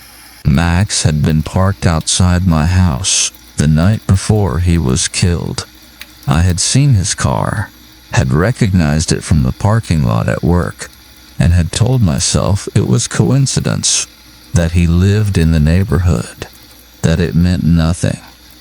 It had not meant nothing. Shane noticed the change in me at work that day. The way people notice things about each other in small offices, not because they are particularly observant, but because there is so little else to look at. He asked if I was all right. I told him about Max. He went quiet in the particular way of someone who has things to say and is deciding how many of them to actually say. He offered to stay at the house that night in case we needed someone there. I said yes before I had finished thinking about it, because the truth was that the porch, the tree line, the necklace, and the radio announcement had accumulated into something too heavy for me to carry alone in a yellow house at the end of an unpaved road. He slept on the couch. In the morning, he made coffee. I sat across from him at the kitchen table and told him about my parents. Not the official version, but the real one. The version I had carried since Whitaker came to the door, and he listened without interrupting. And when I was finished, he said, "I think we should get you and your siblings out of here." I said, "I think so too." I said it and believed it and did not act on it quickly enough. Ted called that evening. Ted was someone I had known since childhood. A family friend, someone who had worked with my parents in some capacity. I had always understood only vaguely. He had called when they died. He had been at the service. His voice on the phone was low and careful, the voice of someone measuring each word before it left their mouth. And what he said was this: my parents had been involved in something that went back to their time in the military, something ongoing, something that the people responsible for their deaths were still actively trying to bury. He said he could not tell me the rest over the phone. He said he would fly in the next morning. He was dead before morning. The detective who came to the motel, a different one, not Whitaker, was careful with his words in the way that law enforcement always is when the person they are speaking to is too close to the thing they are investigating. He told me Ted's real name was not Ted. He told me the phone Ted had always used was a prepaid, untraceable. He told me these things and watched my face. And I sat there on a chair in a motel parking lot in the full Louisiana heat and tried to find something solid to hold on to, because everything I thought I had understood about my own history was rearranging itself around me in a way I could not follow. It was Ethan who found the police report. He had hacked into the system, something I would have been furious about under any other circumstances, and had found the ballistics record on my parents' deaths.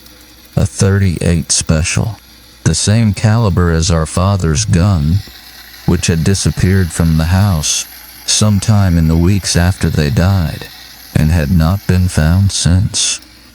He showed me the printout in his bedroom doorway, holding it at an angle, as if it were something he was not certain he should be holding at all. And I looked at it for a long time, without saying anything.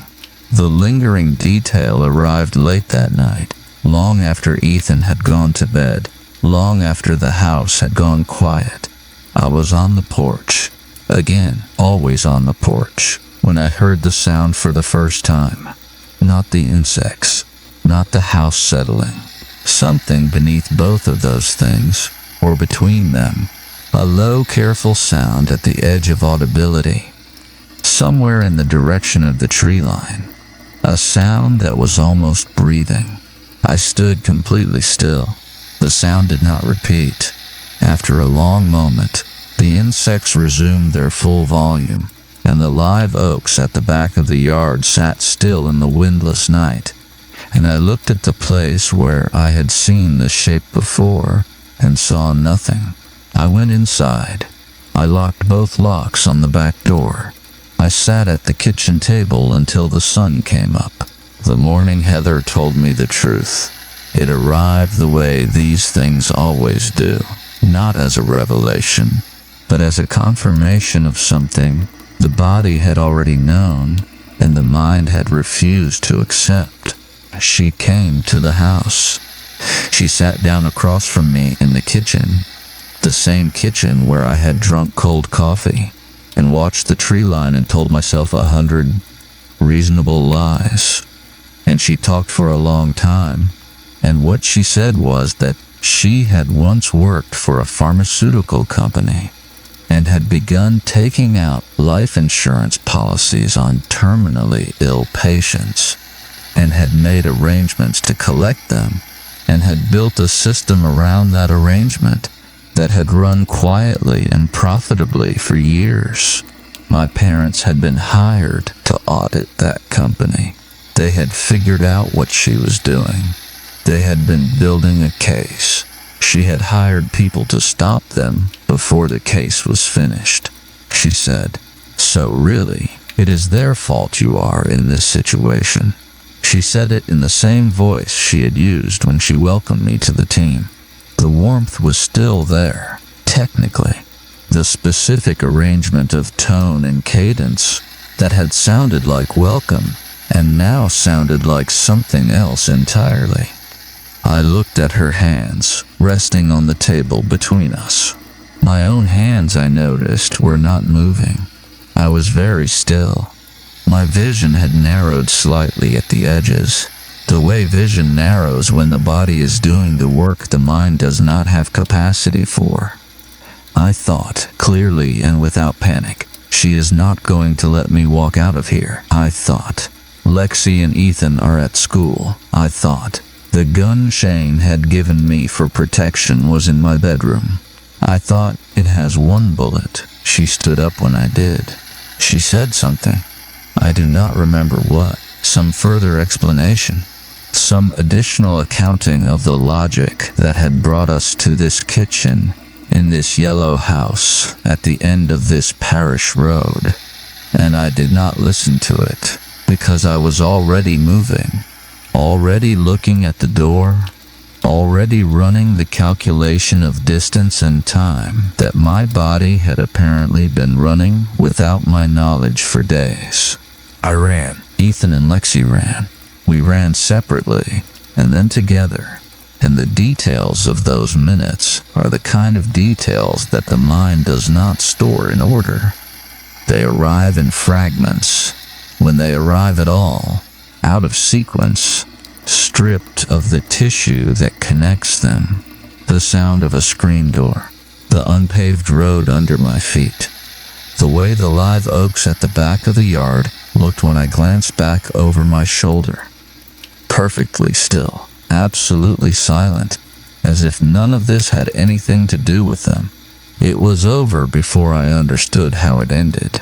The people who had been standing at the tree line were my parents. I say that plainly because there is no other way to say it. They were alive. They had been alive since before we arrived in Glenox Parish, moving through the same evidence my father had been building before the staged accident, working toward the same case, waiting for Heather to make a mistake significant enough to bring to the FBI. The necklace at the tree line, my mother's initials pressed into gold, had been placed there for Lexi. They had wanted to tell us. The timing, my father said, had not been right. I sat on the front porch of the yellow house for a long time the night they came inside. The unpaved road out front was quiet. The insect hum was there, steady and total, the way it always was. I could hear, through the screen door behind me, the sound of my family talking. The particular disorganized sound of people trying to reach back across a distance that language was not built to cover. Lexi's voice rising, Ethan's voice lower, my father careful and steady, my mother who said very little. My coffee went cold in my hands. The live oaks at the back of the yard sat still in the dark, heavy and permanent, their roots going down into ground that did not care about any of this. The space beneath them was as dark as it had always been, absolute, complete, showing nothing. I looked at that darkness for a while. I thought about the shape I had seen standing at the margin. I thought about the sound I had heard late at night, low and patient, somewhere between a breath and a creak.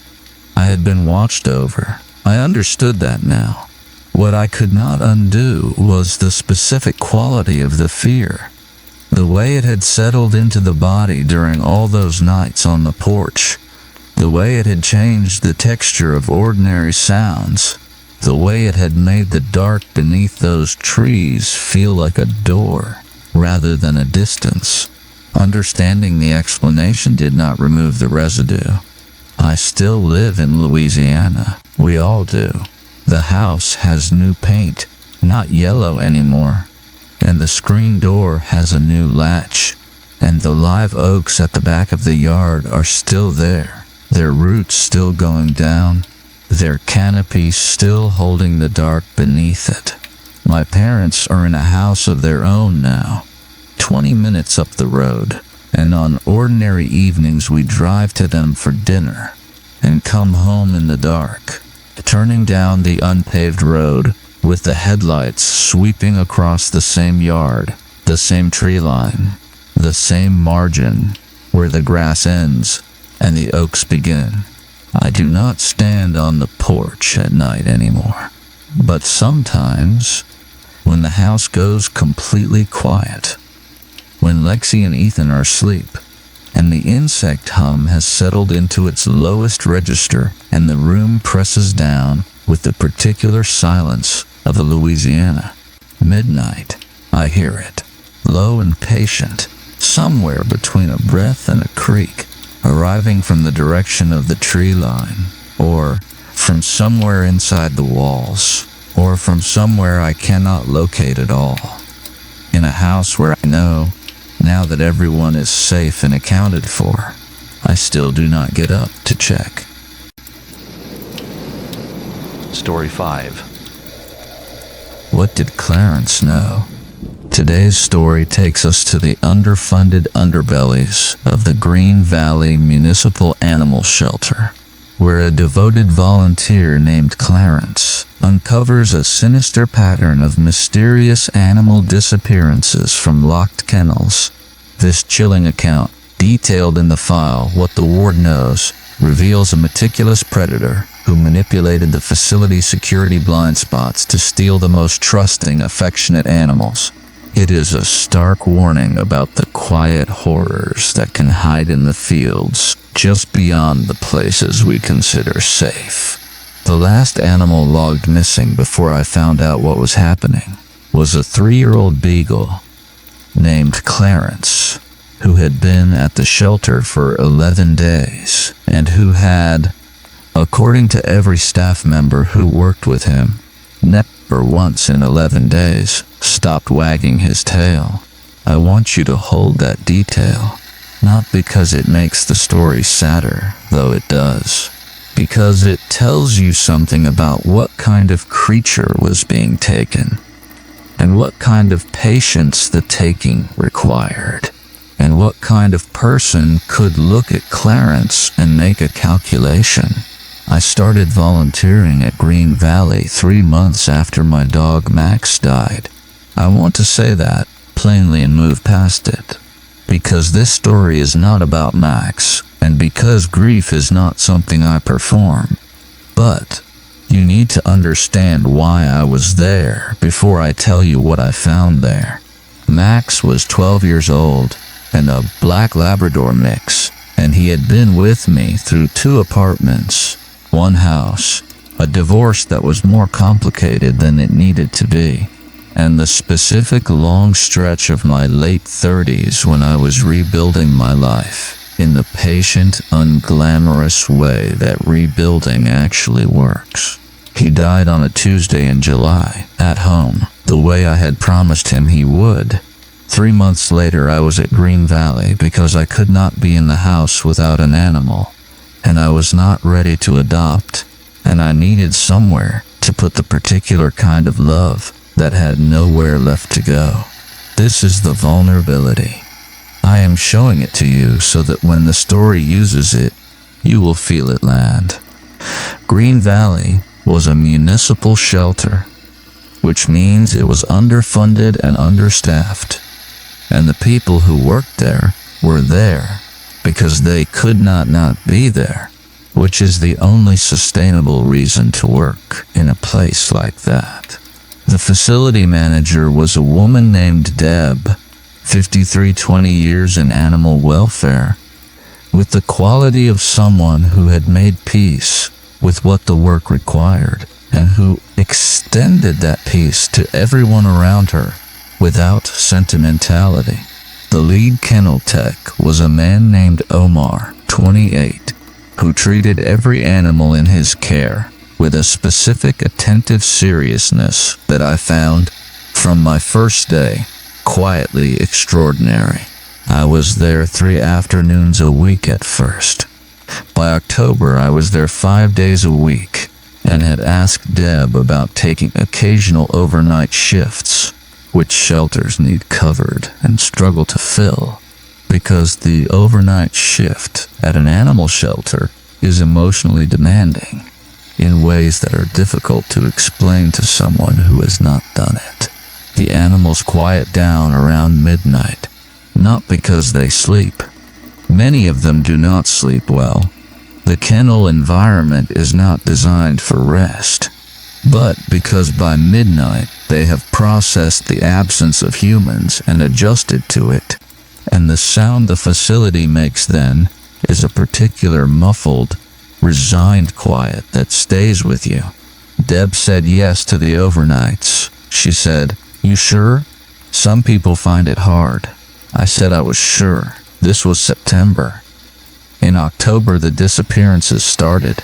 The first one was a cat named Biscuit, a domestic shorthair, 7 years old, surrendered by a family moving out of state.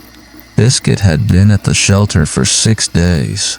She was in the cat room, one of 14 cats in individual condos, a standard intake arrangement. On a Wednesday morning, Omar did the count and came up with 13. Biscuit was not in her condo. The condo was latched from the outside. The condos have exterior latches, which means they cannot be opened from inside. The cat room door had been closed.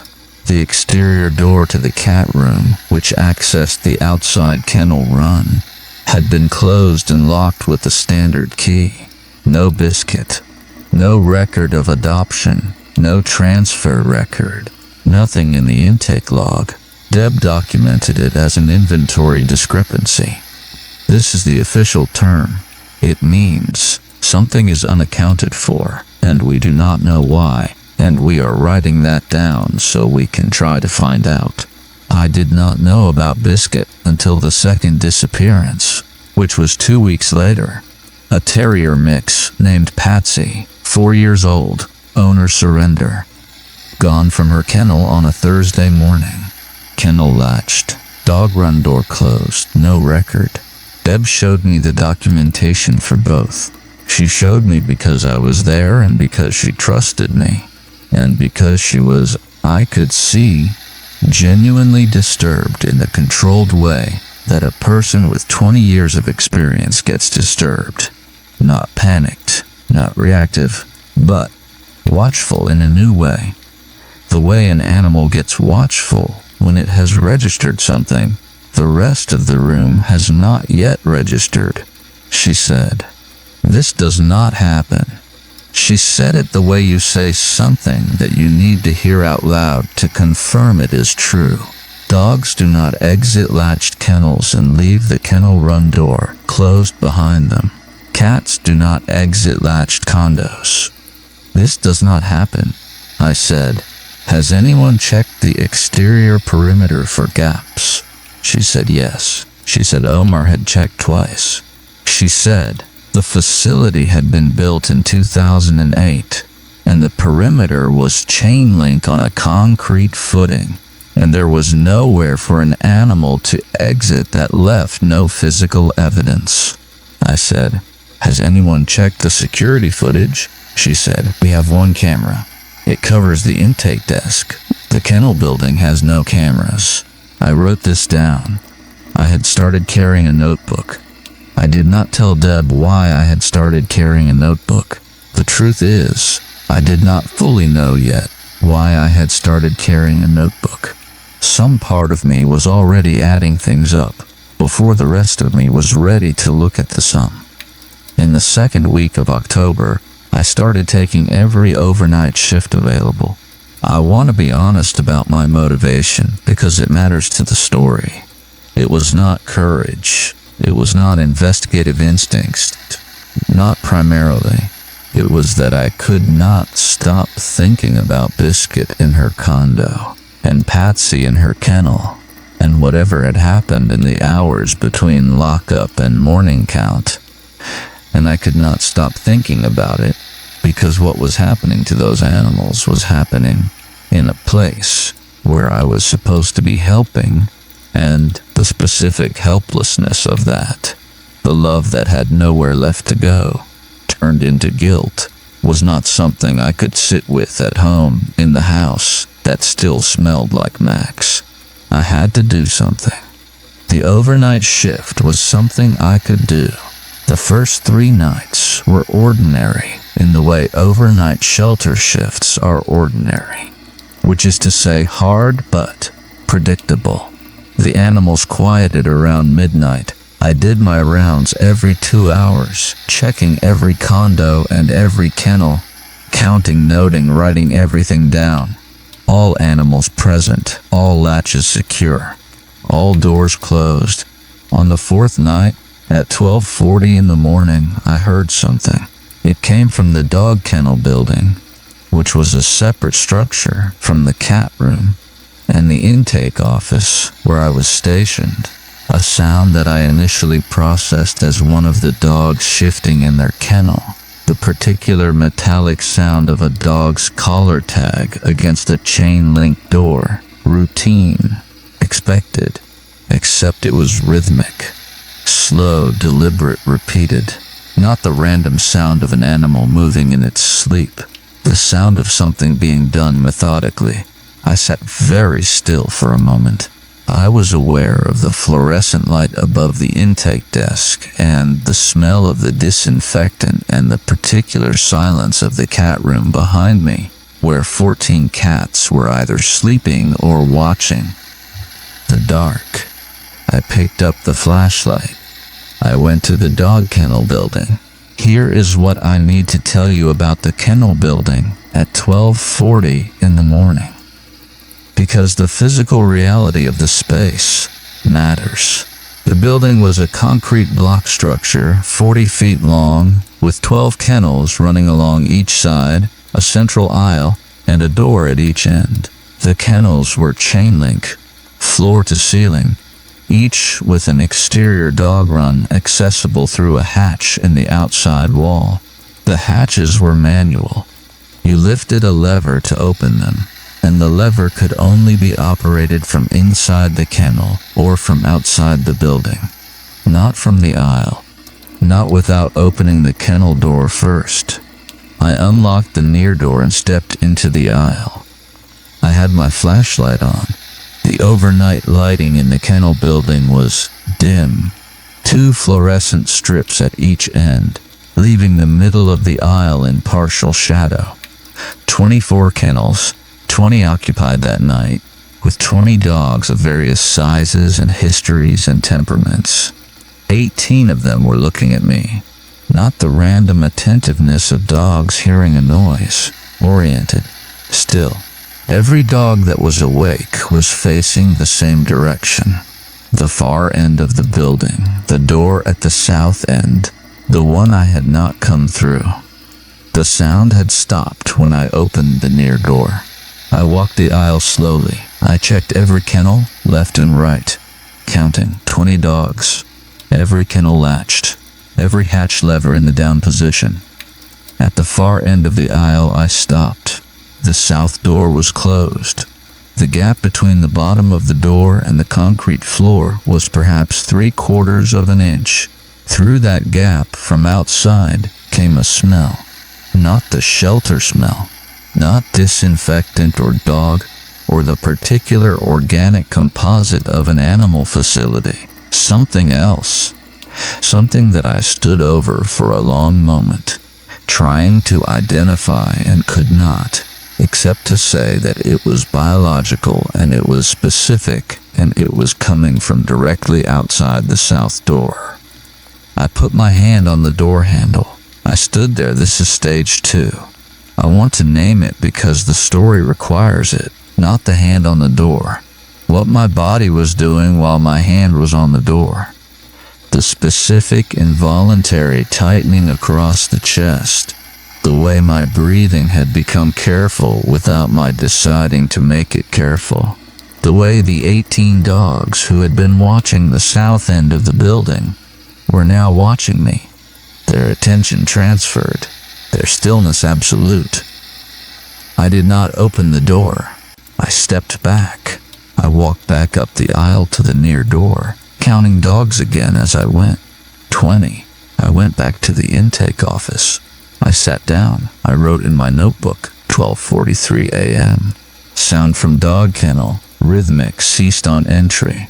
All animals present, dogs oriented toward the south door. Smell under south door, unidentified, biological. Did not open south door. I looked at what I had written. I looked at the second line for a long time. Then I wrote underneath it, this was a mistake. Clarence arrived on November 2nd. He was a 3-year-old beagle. Owner surrender. The owner was moving into assisted living and could not take him. He had been evaluated as a perfect adoption candidate. Good with children, good with other dogs, no behavioral history. The staff loved him within 24 hours. His tale, as I told you, did not stop. I want to tell you about Clarence because I think he deserves to be known, not as a victim, as himself. He was a specific creature with a specific history and a specific way of being in the world. The slightly frantic happiness of a beagle, the nose that ran ahead of the rest of him everywhere he went, and the way he would put his front paws on your thighs and look up at you with an expression that was entirely without reservation. He had been at his previous home since he was 8 weeks old. He did not understand what the shelter was or why he was in it. He was working in the way that dogs work these things, on the assumption that it was temporary and that the people around him were trustworthy. On November 6th, he was in kennel 11, the middle of the left row. I had done his evening walk. I had latched his kennel at 9:15. I had checked it again at 11:45 during my last round before the midnight quiet. At 2:17 in the morning, I did my standard round, and kennel 11 was empty. The latch was in the closed position. The hatch lever was down. The kennel door was latched. I stood in front of kennel 11 for what I think was close to 3 minutes. Long enough for the dogs around me to shift and resettle. Long enough for the quality of my thinking to change from systematic to something I do not have a clinical word for. Then I went to the south door. The south door opened outward. I had learned this on my first overnight shift, the kind of physical detail you absorb about a space you spend hours in. It opened outward onto a concrete apron that ran along the back of the building. And beyond the apron was the perimeter fence. And beyond the perimeter fence was a field that the county had never developed, backed by a tree line of old cedars. I pushed the door open. The smell hit me before anything else. Stronger now. With the door open, the biological smell I had noticed under the gap, and under it, something that had been present in the shelter for weeks without my being able to name it. I can name it now. It was the smell of a place where animals had been held for an extended period. Not a kennel smell that I knew. This was older and more specific. The smell of an enclosure. The smell of captivity without care. It was coming from the field beyond the fence. I stood in the doorway with my flashlight, and I pointed it at the perimeter fence, and I swept it along the fence line slowly, the way you do when you are looking for a gap, for the thing that explains the inexplicable. And I found it, 20 feet from the south door, where the concrete footing met a section of fence that had been reset at some point. Not recently, not visibly recent, but recently enough that the concrete at the base was a slightly different color from the concrete on either side of it. The fence section opened inward, hinged, set into the perimeter like a door, with a simple pin latch on the outside. From inside the shelter, it looked like a fence. From outside, if you knew it was there, it was a door. I swept the flashlight past the fence into the field. 30 feet out, at the edge of the flashlight's range, something reflected back at me from the ground. Multiple points of reflection are low, parallel, and the specific cold reflection of eyes in a flashlight beam. I did not move. The eyes did not move. I counted. I will not tell you how many I counted, because the number is the thing that I am still not ready to say out loud, even 9 months later. I will tell you that there were more than 4, and fewer than 9, and they were at the height that a medium to large dog would hold its eyes when sitting or lying still, and they were absolutely, collectively still in a way that is not how animals behave when surprised by a flashlight. They had been waiting. I stepped back inside the kennel building. I pulled the south door closed. I called Deb's cell phone at 2:29 in the morning, and when she answered, I said, "I need you to come to the shelter right now. I need you to bring Omar. I need you to call the sheriff on your way." She asked what was wrong. I said, "I found where they are going." What happened after that is a matter of public record, or as much of a public record as rural county sheriff departments make available for cases that were ultimately charged as animal cruelty under Tennessee statute, rather than anything that would have drawn broader attention. I will tell you what is relevant. The man's name was Gerald Prout. He was 51 years old. He had lived in the county for 22 years, in a house at the end of a farm road that backed up to the field behind Green Valley. He had worked at various points in the previous decade as a contract maintenance worker for the county and for several private facilities, including one shift 3 years prior at Green Valley itself. Long enough to know the building. Long enough to know the fence. He had been taking animals from Green Valley for approximately 14 months. The official count from the investigation was 22 animals, 11 dogs and 11 cats, taken in pairs over an extended period, with the specific patience of someone who understood how shelters worked and what their documentation gaps looked like. What he did with them, I am going to tell you plainly because you deserve the truth, and because the truth is what makes this story what it is that he kept them.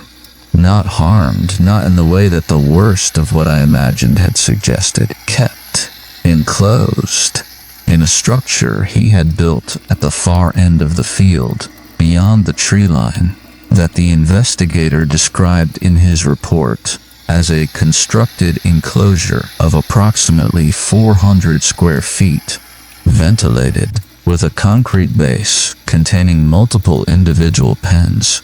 22 animals kept in 400 square feet, in the dark, in the field behind a shelter where people who loved animals were working every day to find them homes. 14 months. 11 of the 22 were recovered alive. The details of the remaining 11 are in the official record, and I am not going to give them to you, because some things should stay in the official record. Clarence was not among the 11 recovered. I looked for his name on every list they gave me. He was not there. I have made my peace with this, in the way you make peace with things that do not deserve the peace you make with them. Gerald Prout. When the sheriff's deputies brought him out of the house that morning, said something to the lead deputy that was included in the incident report, and that I was shown during the investigation. He said, "I just wanted them to be mine," the deputy asked. "All of them?" Prout said, "The ones no one was coming for. I have thought about this for 9 months. I have thought about what it means that he had a method for identifying which animals those were, how long an animal had been in the shelter, whether the adoption inquiry rate was high or low, whether anyone had put a hold on them. He understood shelter logistics. He knew which animals were most at risk of a long stay. He targeted them specifically. He was not taking the ones no one wanted.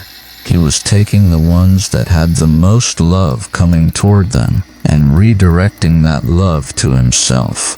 The ones whose tails did not stop. The ones who put their front paws on your thighs and looked up at you with an expression without reservation. This is the thing I cannot leave alone. Not the crime. The specific calculus of it. I still volunteer at Green Valley. Deb installed cameras. The board approved the budget after the investigation, in the way that institutions approve budgets after the thing they should have prevented has already happened. Omar is still there. The south door now has 2 locks and opens inward. The fence has been replaced along the entire perimeter on a new continuous footing. I adopted a dog in January. I am not going to tell you his name because his name is his, and I am not ready to put it in a story about what happened at Green Valley. He is a 4-year-old mixed breed, black like Max with none of Max's specific qualities and all of his own. And every morning when I come downstairs, he is at the bottom of the stairs waiting, with the absolute conviction that today will be a good day. I let him believe this. I try to deserve it. The overnight shifts at Green Valley are quieter now. The cameras help. The new locks help. The knowing helps, in the specific way that knowing helps, which is that it does not prevent fear, but it gives fear an address. I still do the 2 a.m. round. I still walk the kennel building aisle with my flashlight, counting, checking every latch, checking every hatch lever. I stop at kennel 11 every time. It is occupied now. A pit bull terrier named Florence, 6 months old, who came in as a stray and who has been at the shelter for 3 weeks and who will. I am certain of this in the specific way you become certain of some things. Be adopted within the month. I put my hand on her kennel door when I stop there. She comes to the door and pushes her nose through the chain link. I let her smell my hand. I say, "Still here." Then I finish my round and I go back to the intake desk and I write in my log and I wait for morning. And when morning comes and Omar arrives and the count is what the count should be, I feel something that I do not have a clean word for. Not relief exactly, not happiness. Something older than both of those. Something that keeps bringing me back.